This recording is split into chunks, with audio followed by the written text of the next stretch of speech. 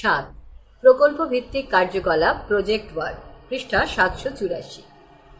John Dewey JOHNDEWEY প্রয়োগবাদের উপর ভিত্তি করেই গড়ে উঠেছে এই প্রকল্প পদ্ধতি।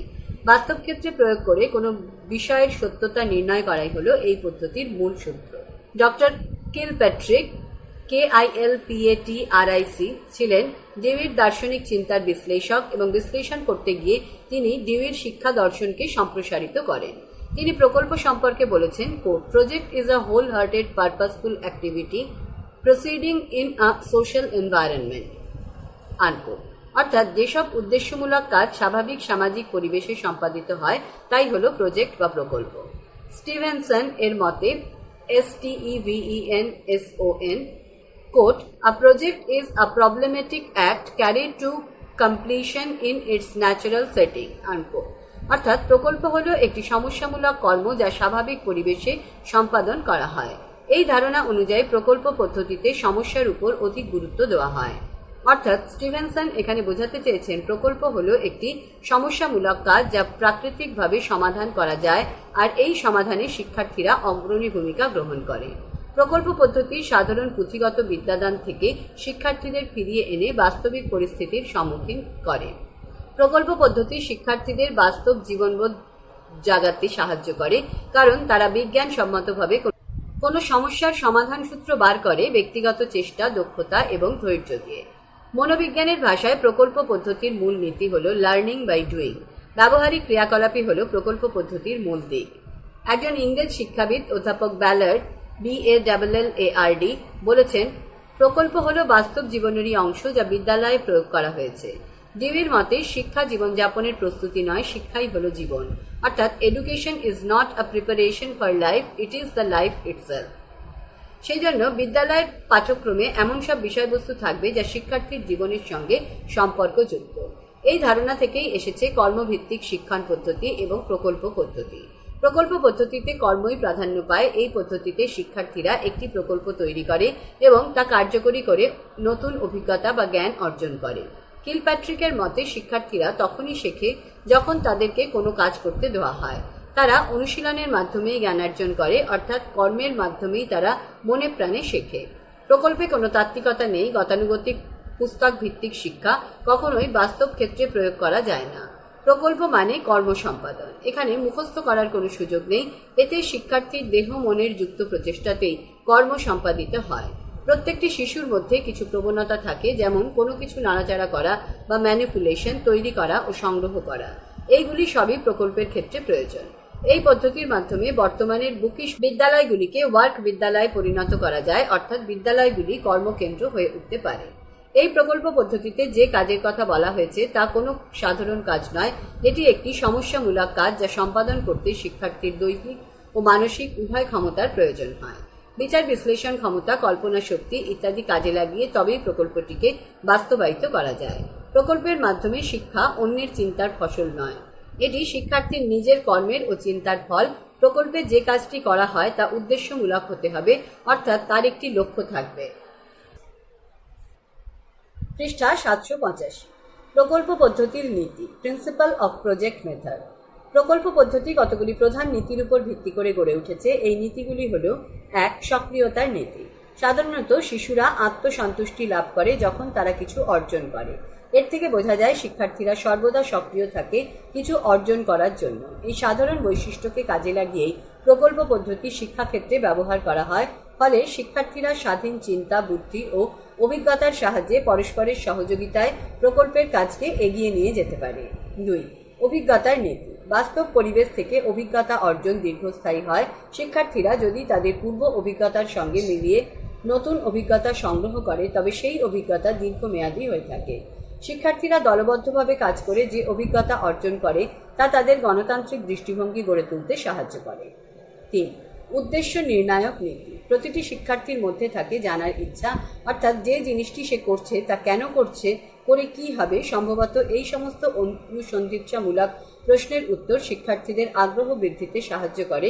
তাই উদ্দেশ্যমুখীভাবে কোনো কাজ করলে শিক্ষার্থীরা সহজেই তার অজানা উত্তরগুলি জানতে পারে এবং বাস্তবতার সম্মুখীন হতে পারে। 4. বাস্তবতার নীতি। বাস্তব পরিবেশ থেকে উদাহরণ সংগ্রহ করে শিক্ষাদান করলে তা শিক্ষার্থীদের আগ্রহ বিকাশে সচেষ্ট হয় এবং শিক্ষার্থীরা তাত্ত্বিক জ্ঞানের সঙ্গে ব্যবহারিক জ্ঞানের যোগাযোগ রক্ষা করতে পারে। বৃহৎ অর্থে বাস্তবতার সঙ্গে শিক্ষার্থীরা যাতে মানিয়ে চলতে পারে তারই প্রশিক্ষণ দেওয়ার নাম শিক্ষা। প্রকল্প পদ্ধতি এই নীতিকে অনুসরণ করেই গড়ে উঠেছে। 5. স্বাধীনতার নীতি। শিক্ষার্থীরা স্বাধীনভাবে কাজ করার মধ্যে দিয়ে যা কিছু শেখে তা শিক্ষা গ্রহণের ক্ষেত্রে কার্যকরী। শিক্ষকের চাপিয়ে দেওয়া পাঠদানের চেয়ে শিক্ষার্থীরা হাতে কলমে কাজের মধ্যে দিয়ে যা শিখতে পারে তা শিক্ষার্থীদের শিক্ষা লাভের উদ্যমতা বাড়িয়ে দেয়। প্রকল্প পদ্ধতির মধ্যে শিক্ষকের থেকে শিক্ষার্থীর স্বাধীনতার উপর বেশি জোর দেওয়া হয়েছে। 6. ব্যবহারযোগ্যতার নীতি। শিক্ষার প্রধান বিচার হলো শিক্ষার মাধ্যমে শিক্ষার্থী যা শিখছে তা ব্যবহারিক জীবনে কতটা প্রয়োজন হচ্ছে এই প্রশ্নের উত্তর দেওয়ার জন্য তাত্ত্বিক জ্ঞান সরবরাহের পাশাপাশি ব্যবহারিক জ্ঞানকেও শিক্ষা ব্যবস্থার আওতায় আনা হয়েছে। কারণ বাস্তব জীবনে শিক্ষার্থীকে সরাসরি কাজের সঙ্গে যুক্ত হতে হয়। প্রকল্প পদ্ধতির মাধ্যমে শিক্ষার্থীরা যে অভিজ্ঞতা অর্জন করে তা শিক্ষার্থীকে তার ব্যবহারিক জীবনের সঙ্গে যোগ করে, ফলে এই পদ্ধতিতে শিক্ষা গ্রহণ তাদের ক্ষেত্রে কার্যকরী ও ব্যবহারযোগ্য হয়। 7. মূল্যবোধের নীতি। প্রকল্প পদ্ধতি শিক্ষার্থীদের সামাজিক গুণগুলি যথা পরস্পরকে সাহায্য বা কোঅপারেশন, দেওয়া নেওয়ার ইচ্ছা বা spirit of give and take প্রভৃতির অনুশীলনে সাহায্য করে। প্রকল্প একা বা দলগত, বড় বা ছোট যে কোনোভাবে করা যেতে পারে, তাই বিভিন্ন দল বিভিন্নভাবে অভিজ্ঞতা অর্জন করে। পরবর্তী ক্ষেত্রে এই দলগুলির মধ্যে অভিজ্ঞতার আদান প্রদান শিক্ষার্থীদের মধ্যে সামাজিক মূল্যবোধ গড়ে তুলতে সাহায্য করে। প্রকল্প পদ্ধতির মাধ্যমে শিক্ষা পরিচালনা করার জন্য পর্যায়ক্রমে 4টি স্তর অনুসরণ করতে হয়। 4টি স্তর হলো: 1. উদ্দেশ্য স্থাপন বা পারপাসিং, 2. পরিকল্পনা বা প্ল্যানিং, 3. কর্ম সম্পাদন বা এক্সিকিউটিং এবং 4. মূল্যায়ন বা জাজিং। 1. উদ্দেশ্য স্থাপন বা পারপাসিং। প্রথম স্তরে শিক্ষক ও শিক্ষার্থীরা সমবেতভাবে আলোচনা করে ঠিক করবেন কি প্রকল্প নেওয়া হবে এবং সেই সঙ্গে তার উদ্দেশ্যও নির্ধারণ করে থাকেন। প্রকল্প নির্ধারণে শিক্ষার্থীদের সম্পূর্ণ স্বাধীনতা থাকবে। শিক্ষক এখানে দক্ষ নির্দেশকের ভূমিকা গ্রহণ করেন যাতে শিক্ষণীয় বিষয়বস্তু ও তার উদ্দেশ্য থেকে শিক্ষার্থীরা দূরে সরে না যায়। পরিকল্পনা বা প্ল্যানিং। দ্বিতীয় স্তরে শিক্ষক ও শিক্ষার্থীরা যুক্তভাবে কর্ম সম্পাদনের পরিকল্পনা রচনা করবেন। নির্বাচিত প্রকল্পটিকে কার্যকর রূপদানের জন্য কী ধরনের প্রস্তুতি নেওয়া প্রয়োজন, অর্থাৎ কী ধরনের তথ্যের প্রয়োজন, কোথা থেকে তথ্য সংগ্রহ করা যেতে পারে এবং কোন কোন ব্যক্তির সাহায্য নেওয়া প্রয়োজন সবই পর্যায়ক্রমে ঠিক করবেন। পৃষ্ঠা 786। শিক্ষার্থীরা প্রয়োজন বোধে বিভিন্ন দল ও উপদলে বিভক্ত হয়ে কে কোন কাজটি করবে, তার কি দায়িত্ব থাকবে তার একটি খসড়া তৈরি করে নেবে। 3. কর্ম সম্পাদন বা এক্সিকিউটিভ। এই স্তরে শিক্ষার্থীরা তাদের পূর্ব পরিকল্পনা অনুযায়ী কাজটি সম্পাদনে অগ্রসর হবে। প্রতিটি দল ও উপদল তাদের নিজ নিজ দায়িত্ব সঠিকভাবে পালন করবে। প্রয়োজনে তারা পরস্পরকে সক্রিয় সহযোগিতা করবে। শিক্ষার্থীরা কোনো অসুবিধার সম্মুখীন হলে শিক্ষক তাদের সাহায্য করবেন। এই পর্যায়ে শিক্ষক প্রকল্পটি বিশ্লেষণ করে তার থেকে জ্ঞান আহরণ করতে শিক্ষার্থীদের সহায়তা করবেন। 4. মূল্যায়ন বা জাজিং। এই স্তরে কাজটির ফলাফল বিচার করা হয়। শিক্ষার্থীরা কি উদ্দেশ্যে প্রকল্পটি গ্রহণ করেছিল, প্রকল্পটি রূপায়ণে কি কি কর্ম সম্পাদন করতে হয়েছে, কি কি অসুবিধার সম্মুখীন হতে হয়েছে এবং কি উপায় অবলম্বন করলে কাজটি আরও সুন্দরভাবে সম্পাদন ও ফলপ্রসূ করে তোলা যেত ইত্যাদি কারণগুলি শিক্ষক ও শিক্ষার্থীরা মিলিতভাবে বিচার বিশ্লেষণ করে দেখবেন। অবশেষে প্রকল্পটি সম্পর্কে একটি পূর্ণ বিবরণ শিক্ষার্থীরা লিপিবদ্ধ করে রাখবে। প্রকল্প পদ্ধতির বৈশিষ্ট্য, ক্যারেক্টারিস্টিক্স অফ প্রজেক্ট মেথড। উপরোক্ত আলোচনা থেকে প্রকল্প পদ্ধতির বিশেষ কিছু বৈশিষ্ট্য লক্ষ্য করা যায়। 1. স্বাধীনতা। এই পদ্ধতির বিশেষ বৈশিষ্ট্য হল শিক্ষার্থীদের প্রকল্প নির্বাচনে ও সম্পাদনে পূর্ণ স্বাধীনতা প্রদান করা হয়। এই পদ্ধতিতে শিক্ষার্থীরা স্বতঃস্ফূর্ত অংশগ্রহণ ও আগ্রহের মাধ্যমে কর্ম সম্পাদন করে স্বাধীনভাবে জ্ঞান অর্জন করতে পারে। 2. কর্মভিত্তিক। প্রকল্প হল জীবনের সঙ্গে সম্পর্কযুক্ত একটি সমস্যামূলক কাজ। এই সমস্যামূলক কাজ সম্পাদনের মাধ্যমে শিক্ষার্থীরা জ্ঞান অর্জন করে। 3. উদ্দেশ্যমূলক সক্রিয়তা। প্রকল্প পদ্ধতিতে যে কর্ম নির্বাচন করা হয় তা সবসময় উদ্দেশ্যমুখী এবং এই কর্ম সম্পাদনের মাধ্যমেই উদ্দেশ্যে পৌঁছানো যায়। উদ্দেশ্যমুখী সক্রিয়তাই এই পদ্ধতির প্রধান বৈশিষ্ট্য। 4. স্বাভাবিক পরিবেশ। প্রকল্প পদ্ধতিতে কর্ম সম্পাদনের জন্য একটি স্বাভাবিক পরিবেশের প্রয়োজন। 5. সামাজিক পরিবেশ। প্রকল্প পদ্ধতিতে পাঠ পরিচালনার জন্য একটি সামাজিক পরিবেশের প্রয়োজন। এই পদ্ধতিতে শিক্ষার্থীদের দলগতভাবে কর্ম সম্পাদনের সুযোগ দেওয়া হয়। ডিবি বলেছেন, ব্যক্তি জীবনের বিকাশ সামাজিক পরিবেশেই হয়, সেই কারণে শিক্ষণের সময় বিদ্যালয় পরিবেশ সমাজের অনুরূপ হওয়া প্রয়োজন। 6. দায়িত্ব। এই পদ্ধতির আরেকটি বৈশিষ্ট্য হল প্রত্যেক শিক্ষার্থীকে বিভিন্ন দায়িত্ব দেওয়া। শিক্ষার্থীরা তাদের নিজস্ব দায়িত্ব সঠিকভাবে পালনের মাধ্যমে কাজটি সম্পাদন করবে। এর ফলে তাদের মধ্যে দায়িত্ববোধ বাড়বে। প্রকল্প পদ্ধতির সুবিধা। Advantages of project method. 1. মনোবিজ্ঞান সম্মত। শিক্ষা মনোবিজ্ঞানে বলা হয় শিক্ষার্থীর শিক্ষা হবে লার্নিং বাই ডুইং। প্রকল্প পদ্ধতি শিক্ষাক্ষেত্রে প্রয়োগে সেই নীতি পালন করে। শিক্ষার্থীরা যেহেতু হাতে কলমে কাজের মাধ্যমে অভিজ্ঞতা সঞ্চয় করে, সেহেতু প্রকল্প পদ্ধতিকে মনোবিজ্ঞান সম্মত একটি প্রক্রিয়া হিসেবে ধরা হয়ে থাকে।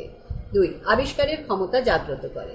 শিক্ষার্থীরা যেহেতু স্বাধীন চিন্তাধারার সাহায্যে কোনো সমস্যা সমাধান করতে তৎপর হয়, সেহেতু তারা একটি সমস্যা সমাধানের জন্য আরও অনেক সমস্যার সম্মুখীন হয়, আর এই সমস্যা সমাধান করা থেকেই তারা শিক্ষা লাভ করতে পারে। এই অভিজ্ঞতা তাদের পরবর্তী পর্যায়ে আবিষ্কারের ক্ষমতা জাগ্রত করে। 3. ছাত্র শিক্ষক সুসম্পর্ক গড়ে ওঠে। প্রকল্প পদ্ধতিতে শিক্ষার্থীকে স্বাধীনতা দেওয়া হয় কাজ করার জন্য, তবে শিক্ষক সর্বদা তার পাশে থাকে পরামর্শদাতা ও নির্দেশক হিসেবে। এর দ্বারা শিক্ষক ও ছাত্রের মধ্যে সুষ্ঠু সম্পর্ক গড়ে ওঠে, যা শিক্ষাক্ষেত্রে অতি কাঙ্ক্ষিত। 4. শিক্ষার্থী কেন্দ্রিক শিক্ষা ব্যবস্থা। আধুনিক শিক্ষা ব্যবস্থার মূল হল শিশু কেন্দ্রিক শিক্ষা ব্যবস্থা চালু করা। প্রকল্প পদ্ধতি শিক্ষার্থীদের কাজ করার স্বাধীনতা দিয়ে আধুনিক শিক্ষা ব্যবস্থার এই নীতিটিকে শিক্ষার আঙিনায় উপস্থাপন করেছে। পৃষ্ঠা 787। প্রকল্প পদ্ধতির অন্যান্য সুবিধাগুলি হল: 5. এই পদ্ধতি শিক্ষার্থীর ব্যক্তিত্ব ও স্বনির্ভরতা বাড়াতে সাহায্য করে। 6. শিক্ষার্থীরা বাস্তব অভিজ্ঞতা সংগ্রহ করতে পারে। 7. শিক্ষার্থীরা নিজেদের কাজের মূল্যায়ন নিজেরাই করতে পারে। 8. অনুবন্ধন নীতি এই প্রণালীর মধ্যে দিয়ে গ্রহণ করে শিক্ষার্থীদের অখণ্ড জ্ঞান সরবরাহ করা হয়। 9. শিক্ষার্থীকে সমস্যার সম্মুখীন হতে হয় বলে তাদের চিন্তা শক্তির বিকাশ ঘটে। 10. প্রত্যেক শিক্ষার্থী কাজে অংশগ্রহণ করে বলে তারা শ্রমের মর্যাদা বুঝতে পারে। প্রকল্প পদ্ধতির অসুবিধা। Disadvantages of project method. 1. সময় সাপেক্ষ। প্রকল্প পদ্ধতি গ্রহণ করে পাঠদান করলে পাঠ্যসূচির একটি অংশের জন্য অনেকটা সময় ব্যয় হয়, ফলে বিদ্যালয়ের নির্দিষ্ট পাঠ্যক্রম নির্দিষ্ট সময়ের মধ্যে শেষ করা যায় না। বিদ্যালয়ে প্রতি মাসে 1 থেকে 2টির বেশি প্রকল্প তৈরি করা সম্ভব হয় না। 2. ব্যয় সাপেক্ষ। প্রকল্প পদ্ধতি প্রয়োগ করে পাঠদান করলে তা অত্যাধিক ব্যয়ের বোঝা বয়ে আনে। একটি প্রকল্প গড়ে তুলতে গেলে শিক্ষার্থীকে অনেক কিছু কেনাকাটা করতে হয়, ফলে সাধারণ পরিবারের পক্ষে তা কষ্টসাধ্যের হয়ে থাকে। 3. দক্ষ শিক্ষকের অপ্রতুলতা। অনুবন্ধনের জ্ঞান ও ব্যাপক অভিজ্ঞতা এবং প্রকল্প গড়ে তোলার জন্য দক্ষ শিক্ষকের প্রয়োজন হয়। আমাদের বিদ্যালয়গুলিতে এই ধরনের অভিজ্ঞতা সম্পন্ন দক্ষ শিক্ষকের অভাব রয়েছে। 4. শিক্ষার ধারাবাহিকতা নষ্ট হয়। একটি প্রকল্প শেষ করে অন্য প্রকল্প শুরু করার মধ্যে অনেক সময়ের ফাঁক থেকে যায়, ফলে শিক্ষার্থীদের মধ্যে আগ্রহের শিথিলতা আসে এবং শিক্ষার ধারাবাহিকতা নষ্ট হয়ে যায়। 5. ভূগোল বিষয়টির সমস্ত অংশ এই পদ্ধতির দ্বারা পাঠদান করা সম্ভব হয় না। 6. কিছু কিছু শিক্ষার্থী দলের মধ্যে থেকে কাজ না করে ফাঁকি দেওয়ার পরিস্থিতি খুঁজতে চায়। এর ফলে প্রকল্প গঠনে অনেক সময় বিশৃঙ্খলা সৃষ্টি হয়। শিক্ষকের ভূমিকা। Role of teacher. প্রকল্প পদ্ধতি যদিও শিক্ষার্থী কেন্দ্রিক শিক্ষাদানের একটি পদ্ধতি, তথাপি শিক্ষক ছাড়া এই পদ্ধতি সঠিকভাবে চালনা করা সম্ভব হবে না। তাই শিক্ষার্থীদের প্রকল্প তৈরির ক্ষেত্রে শিক্ষক থাকবে পরামর্শদাতা ও নির্দেশকের ভূমিকায়। প্রতি পর্যায়ে শিক্ষার্থীদের সঙ্গে শিক্ষক সহায়ক ও পথপ্রদর্শক হিসেবে প্রকল্পটির সঙ্গে যুক্ত থাকবেন। ভূগোলের প্রকল্প পদ্ধতির প্রয়োগ। ভূগোল বিষয়টির ক্ষেত্রে প্রকল্প পদ্ধতি ব্যবহার করে পাঠদান করা গেলে শিক্ষার্থীরা অধিক আগ্রহ প্রকাশ করে। ভূগোলের ক্ষেত্রে নিম্নলিখিত বিষয়গুলির ক্ষেত্রে প্রকল্প পদ্ধতি ব্যবহার করা যেতে পারে। 1. শিক্ষার্থীরা স্থানীয় এলাকার আবহাওয়া অবস্থা নথিভুক্ত করতে পারে। 2. প্রকল্প হিসেবে কোনো একটি প্রদেশের বাড়ি, বিদ্যালয়, বিভিন্ন প্রকার পরিবহন ও তার মাধ্যম, কৃষিক্ষেত্র, পাহাড়ি অঞ্চল প্রভৃতি গ্রহণ করতে পারে। 3. কোনো একটি অঞ্চলের ত্রৈমাত্রিক মানচিত্র তৈরির মধ্যে দিয়ে নিম্ন শ্রেণীর শিক্ষার্থীরা একটি প্রকল্প গঠন করতে পারে। 4. হুগলি নদীর দুপাশে কেন পাটশিল্পের কেন্দ্রীভবন ঘটেছে, ভারতে পাটশিল্প কেন ভাঙনের মুখে, দাক্ষিণাত্য মালভূমি অঞ্চলের রাজ্যগুলি কেন বস্ত্রশিল্পে উন্নতি লাভ করে প্রভৃতি বিষয়গুলি নিম্ন মাধ্যমিক ও মাধ্যমিক ক্ষেত্রে শিক্ষার্থীরা প্রকল্প হিসেবে গ্রহণ করতে পারে। তবে উচ্চস্তরের শিক্ষার্থীদের ক্ষেত্রে প্রকল্পগুলি হবে: 1. বিভিন্ন নদী অববাহিকা বিভিন্ন অংশগুলি শিক্ষার্থী বালি অথবা মাটি দিয়ে মডেল আকারে তুলে ধরতে পারে, যেমন গঙ্গা, সিন্ধু, নর্মদা প্রভৃতি নদী। 2. পৃথিবীর বিভিন্ন অঞ্চল যথা তুন্দ্রা অঞ্চল, মরুভূমি অঞ্চল, নিরক্ষীয় অঞ্চল অথবা তৃণভূমি অঞ্চলের মানুষদের জীবনযাত্রা প্রণালী তারা অভিনয় করে দেখাতে পারে। পৃষ্ঠা 788। 3, কোনো প্রকার রেল লাইন, সেতু, চাষের জমি, রাস্তা বা অন্যান্য যে কোনো গুরুত্বপূর্ণ বিষয় শিক্ষার্থীরা প্রকল্প হিসেবে গ্রহণ করতে পারে।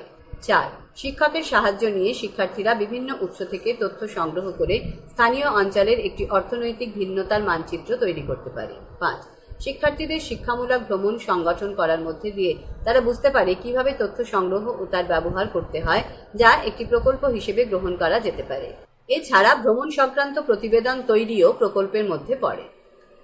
6, শিক্ষার্থীরা শাকসবজি বা ফল ফুল চাষ করাকে একটি প্রকল্প হিসেবে ধরতে পারে।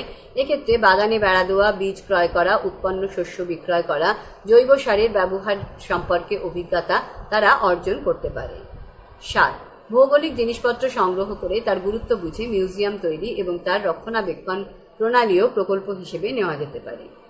8, বিভিন্ন সংবাদপত্রের প্রয়োজনীয় অংশ কেটে তা সংগ্রহ করাও প্রকল্প হিসেবে গ্রহণ করা যেতে পারে। এমসিকিউ বা মাল্টিপল চয়েস কোয়েশ্চেন। 1, ওয়ার্কশপ কথাটির ধারণা কোন শিল্প সভ্যতার দান? এ প্রাচীন, বি মধ্য, সি আধুনিক, ডি অতি প্রাচীন। উত্তর সি আধুনিক। 2, কর্মশালা পদ্ধতিতে শিক্ষকের কি ভূমিকা থাকে? এ দাতা, বি গ্রহীতা, সি পরিচালক তথা সংযোজক, ডি নিরপেক্ষ। উত্তর সি পরিচালক তথা সংযোজক। 3, ওয়ার্কশপের মোট কটি স্তর দেখা যায়? এ 1টি, বি 2টি, সি 3টি, ডি 4টি। উত্তর ডি 4টি। 4, ওয়ার্কশপের মাধ্যমে নিচের কোনটির বিকাশ লাভ হয় না? এ নেতৃত্বের গুণাবলী, বি মিলেমিশে চলার ক্ষমতা, সি মমত্ববোধ, ডি প্রতিযোগিতার বিকাশ। উত্তর ডি প্রতিযোগিতার বিকাশ। 5, ওয়ার্কশপের মধ্যে দিয়ে দলগতভাবে কাজ করতে গিয়ে কাদের মধ্যে সহযোগিতা বৃদ্ধি পায়? এ শিক্ষক শিক্ষিকা, বি শিক্ষার্থী, সি সহকর্মী, ডি অভিভাবক। উত্তর বি শিক্ষার্থী। 6, ওয়ার্কশপের মাধ্যমে কাদের মধ্যে সম্পর্কের উন্নতি ঘটে? এ শিক্ষক শিক্ষার্থী, বি শিক্ষক অভিভাবক, সি শিক্ষার্থী অভিভাবক, ডি সহপাঠীদের। উত্তর এ শিক্ষক শিক্ষার্থী। 7, ওয়ার্কশপের মাধ্যমে কোন কাজের অনুপ্রেরণা আসে? এ গবেষণামূলক, বি প্রতিযোগিতামূলক, সি সেবামূলক, ডি উৎপাদনমূলক। উত্তর ডি উৎপাদনমূলক। 8, কর্মশালা পদ্ধতি সংগঠিত হয়? এ এককভাবে, বি 2-1 জন মিলে, সি দলগতভাবে, ডি সবগুলি ঠিক। উত্তর ডি সবগুলি ঠিক। 9, কোড। কর্মশালা হলো একটি শিক্ষণ পদ্ধতি যার মাধ্যমে দলগতভাবে একে অপরের কাজ করে কিছু শেখা এবং একে অপরকে সাহায্যের বিনিময়ে সাধারণ সমস্যা সমাধান হবে। এই উক্তিটি কার? A Ghate, B doctor K D Ghosh, C Kilpatrick, D doctor R C Kelly. উত্তর সি কিলপ্যাট্রিক। 10, কোন দেশের বিশ্ববিদ্যালয়ে প্রথম কর্মশালা পদ্ধতি দিয়ে গবেষণামূলক কাজ শুরু হয়? এ ক্যালিফোর্নিয়া, বি লন্ডনের অক্সফোর্ড বিশ্ববিদ্যালয়, সি মার্কিন যুক্তরাষ্ট্রের ওয়েন বিশ্ববিদ্যালয়, ডি মার্কিন যুক্তরাষ্ট্রের হার্ভার্ড। উত্তর সি মার্কিন যুক্তরাষ্ট্রের ওয়েন বিশ্ববিদ্যালয়। 11, কত খ্রিস্টাব্দে ওয়ার্কশপ পদ্ধতি প্রথম চালু হয়? এ 1920 খ্রিস্টাব্দে, বি 1938 খ্রিস্টাব্দে, সি 1940 খ্রিস্টাব্দে, ডি 1945 খ্রিস্টাব্দে। উত্তর এ 1920 খ্রিস্টাব্দে। 12, কর্মশালা পদ্ধতির উপর কোন বিজ্ঞানী 14 বছরব্যাপী গবেষণা করেন? A doctor ESCL L Kelly, B doctor Kelly, C VD Ghate, D Bloom. উত্তরে ডক্টর ইএসসিএল এল কেলি। পৃষ্ঠা 789। 13, আলোচনার মাধ্যমে কোন পদ্ধতি মার্জিত হয়? এ আরোহী পদ্ধতি, বি বাচন পদ্ধতি, সি অবরোহী পদ্ধতি, ডি গল্প বলা পদ্ধতি। উত্তর বি বাচন পদ্ধতি। 14, কর্মশালা পদ্ধতি কি ধরনের? এ বাচন প্রধান, বি কর্ম প্রধান, সি নীতি প্রধান, ডি ব্যক্তি প্রধান। উত্তর বি কর্মপ্রধান। 15, ইতিহাসের প্রতিপাদ্য বিষয় হল A man and environment, B man and life, C man and his development in society, D man and economic development in society. উত্তর C man and his development in society. 16, কোন প্রকৃতির শ্রেণীতে ওয়ার্কশপ পদ্ধতির সার্থক প্রয়োগ সম্ভব? এ নিম্নস্তর শ্রেণী, বি মধ্যস্তর শ্রেণী, সি উচ্চস্তর শ্রেণী, ডি অতি উচ্চস্তর শ্রেণী। উত্তর সি উচ্চস্তর শ্রেণী। 17, code. Project is a whole-hearted, purposeful activity proceeding in a social environment. Unquote. উক্তিটি কার? A doctor Kilpatrick, B John Dewey, C Stevenson, D Ballard. উত্তর A doctor Kilpatrick. 18, quote. A project is a problematic act carried to completion in its natural setting. উক্তিটি কার? A Stevenson, B Ballard, C Kilpatrick, D John Dewey. উত্তর A Stevenson. 19 quote education is not a preparation for life, it is the life itself unquote. উক্তিটি কার? A অধ্যাপক Ballard, B John Dewey, C Kilpatrick, D Stevenson. উত্তর A অধ্যাপক ballad.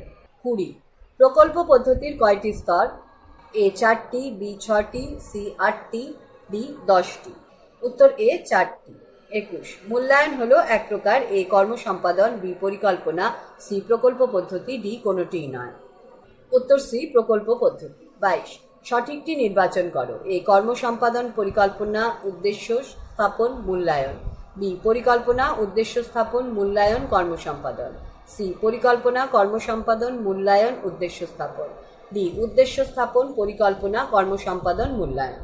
উত্তর D উদ্দেশ্য স্থাপন, পরিকল্পনা, কর্ম সম্পাদন, মূল্যায়ন। 23 প্রকল্প পদ্ধতির বৈশিষ্ট্য কোনটি? এ স্বাধীনতা ও দায়িত্ব, বি কর্মভিত্তিক, সি উদ্দেশ্যমূলক সক্রিয়তা, স্বাভাবিক পরিবেশ, সামাজিক পরিবেশ, ডি উপরের সবকটি। উত্তর ডি উপরের সবকটি। 24 প্রকল্প এ সময় সাপেক্ষ ও ব্যয়বহুল, বি স্বল্প সময় প্রয়োজন, সি ব্যয় কম, ডি কোনো ব্যয় হয় না তবে সময় সাপেক্ষ। উত্তর এ সময় সাপেক্ষ ও ব্যয়বহুল। 25 প্রকল্পের সুবিধা কি? এ অনুবন্ধ পদ্ধতির বাস্তব প্রয়োগ, বি শিক্ষক শিক্ষার্থীর ঘনিষ্ঠ সম্পর্ক স্থাপন, সি আত্মবিশ্বাস ও আত্মশৃঙ্খলা জাগ্রত করা, ডি সবকটি। উত্তর ডি সবকটি।